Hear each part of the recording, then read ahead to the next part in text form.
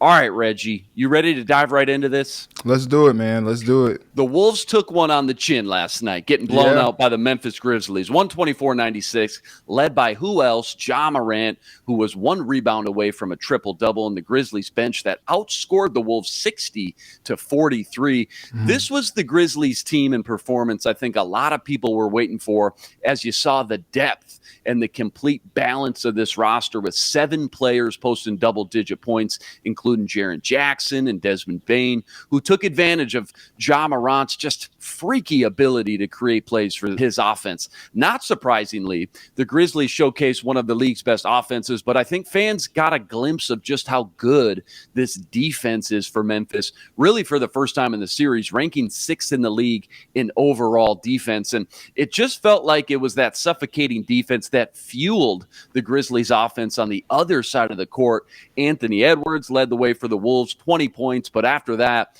Minnesota had little to respond with karl-Anthony Towns scoring just 15 points.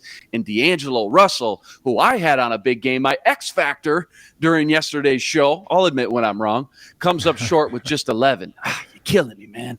But Reggie, you watched it all start to finish. What was your biggest takeaways from game 2 if you're a Wolves fan? I mean, where's the panic meter turned up to right now? You know, you try not to panic too much after just one game, but Memphis totally flipped the script on the Wolves. It was so interesting because, I talked about how Cat basically had Steven Adams in the paint like barbecue chicken. He only played 3 minutes last night. 3 minutes. What was that? I was going to ask you about that. Yeah, what was that? They switched up how they did things. They totally flipped the script on the Wolves. And it's funny because that game last night reminded you why Memphis finished with the second best record in the league. 30 games above 500 because they can just suffocate you like that. It was so interesting. We talked about yesterday, some of the keys to the game was the bench keeping up that performance. They didn't get much of anything from Jaden McDaniels, man. I saw him airballing threes. Like Malik Beasley, I think it was something like minus 24 when he was on the court. Like, not great. I mean, not what you're looking for. And it's just so funny. You talked about that bench, and a lot of people talked about how much depth that Memphis had coming off the bench, and they decided to implore a couple of their bigs with Clark and Tillman, and those dudes were eating inside. It was just so interesting. We saw like the Cat that was similar to the one we saw in the play-in game where he was just committing a bunch of silly fouls and really kind of complaining about a lot of things, didn't really get a chance to get into his game. And they took advantage, man. I saw a lot of clanked shots from the Timberwolves last night. Like, they missed so many shots. Like, I think at one point I tweeted Anthony Edwards was on his way to having like a Kobe stat line where he shot like 6 for 35 or something like that with 20-something points. And it was just kind of crazy to see. He was forcing things a little bit, wasn't really playing to his game. We saw D'Lo miss several shots that we usually see him making. Like, they were just out of sync. And it was funny looking at the box score. If you get the same type of production from the big three from the Wolves as you did in that last game, in game 1, then you're talking about being able to keep up with this Memphis team. But, man, like, they swarmed you. They just like an avalanche from the Grizzlies last night. And I was just like, look, you got Jaren Jackson making threes. You got Ja Morant making threes. Like, look out, man. Like, that's how you just kind of know it's not your night. And it just kind of snowballed and got away from the Wolves really quickly. I mean, we talked about it yesterday coming into this game. You just knew the Grizzlies were going to bring a different level of energy, set the tone early, and, getting stunned by double digits in game 1 at home, you knew they were going to come back with a vengeance. They were going to scratch and claw, bring everything they had to make sure they didn't head to the Target Center without a win, and they certainly did that. A total complete game from top to bottom for the Grizzlies. So, Reggie, with 2 kind of lopsided games now in the books, the question is, which one is the real Wolves team? Is it game 1 or is it what we saw last night in game 2? I think it's somewhere in between the two. You know what I mean? Like, it's game 1 was what the Wolves look like when they're playing up to their full potential.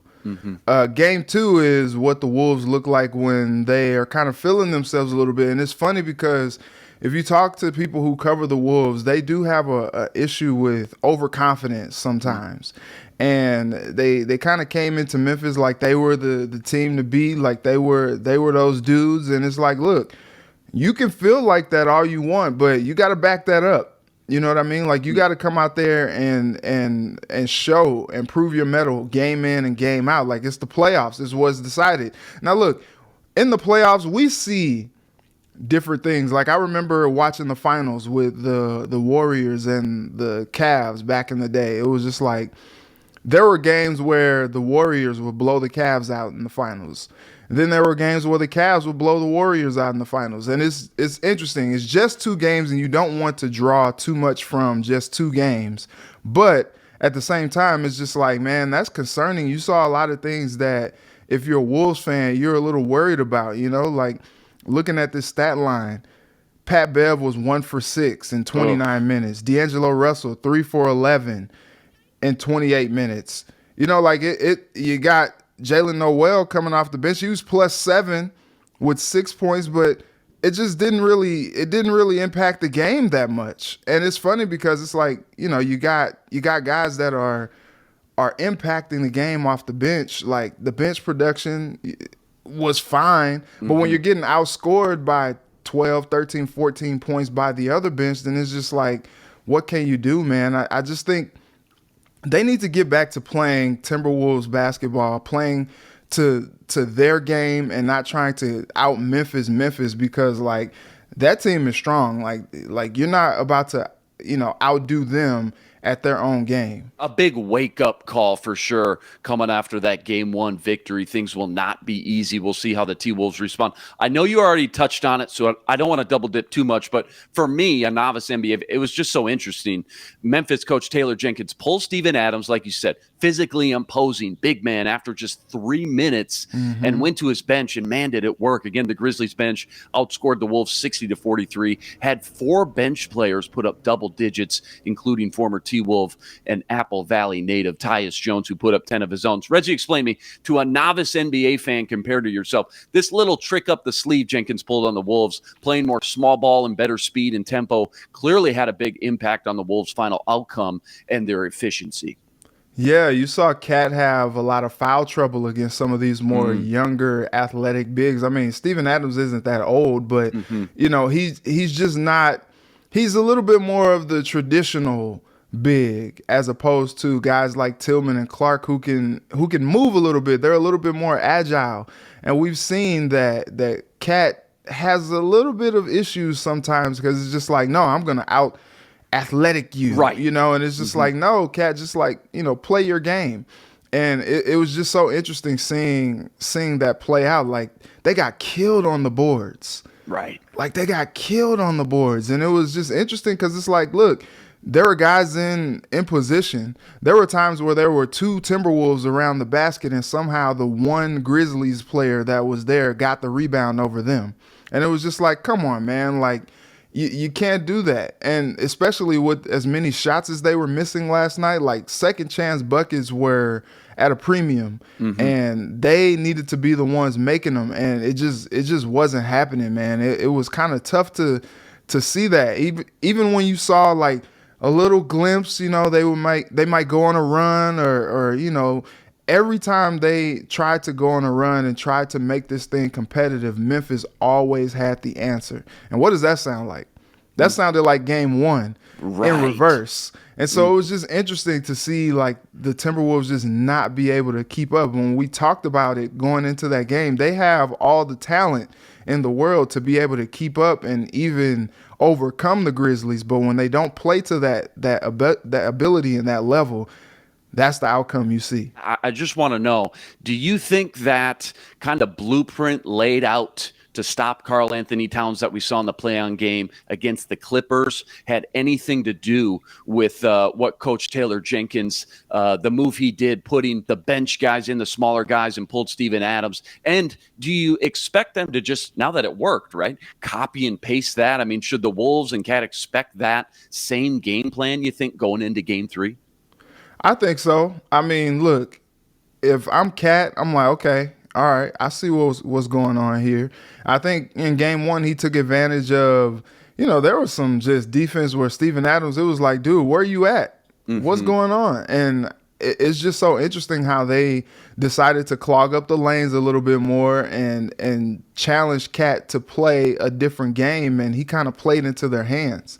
And I think what is good is now you've got 2 postseason games on film where they've clogged the lanes, and Cat talked about being a better passer, passing out of some of these things, not making some of these decisions that kind of gets him and the team into trouble. And that's something that they're going to have to go back on the drawing board and go back into the well, if you will, when they watch this film and they turn on the tape and they're like, dang, this is what beat us. That's not fun. Look, you see it. You've seen it twice now in the postseason, the play-in and in Game 2. How are you going to respond? What are you going to do to offset that? Chris Finch appears to be a very, very capable and smart head coach. And so I'm looking forward to seeing how he goes back to the lab, draws up some things, and adjusts for Game 3. Bottom line, the dust is settled now. Despite last night, you still got to be awfully happy if you're a Wolves fan, leaving Memphis with a split, all tied up 1 game apiece. But it's like we talked about yesterday with momentum. Remember, the Grizzlies had lost 2 in a row going into last night. The Wolves, on the other hand, had won 5 of their last 7. But it's just crazy how quickly that momentum can just feel like it's already shifted now as they head back to Minnesota to play games 3 and 4 inside the Target Center. For the Wolves, their first playoff game at home since 2018 and just 3rd series since 2004. Target Center will no doubt be rocking, providing an electric atmosphere. Thursday night tip-off, 6:30 p.m. Central Standard Time. Reggie's going to be there, and Reggie and I will both be here Friday to break down all the action.